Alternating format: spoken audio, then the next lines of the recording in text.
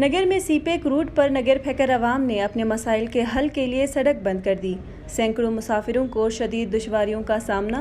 मुजाहिरीन का मुतालबा है कि फैकर रोड ठेकेदार के खिलाफ कार्रवाई की जाए और इसको करोड़ों खाके भागने पर पकड़ कर सजा दी जाए।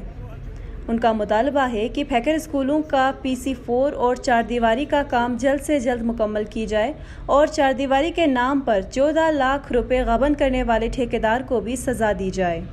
इस हवाले से डिप्टी कमिश्नर ज़िला नगर मोहम्मद ज़ुल्करनैन का कहना है कि इस वक्त हम ये जो हमारा फिक्र का हमारे दोस्त यार सारे यहाँ पे आए हुए हैं। हमारा जो मिलमन वाला रोड है और हमारी इनसे बातचीत जारी है। उनका मसला क्लियर नहीं था, चूँकि उनकी सड़क के अंदर कंस्ट्रक्शन के अंदर डिले हुआ। हमारे अच्छे लोग हैं, उनसे हमारी इंशाअल्लाह बातचीत जारी है। तो मेरे सारे HODs भी मेरे साथ मौजूद हैं। तो इंशाअल्लाह बहुत जल्द हमारा रास्ता ये वागुजार हो जाएगा, क्योंकि जो कम्युनिटी की डिमांड्स हैं इंशाअल्लाह उनको जनरली उनकी डिमांड।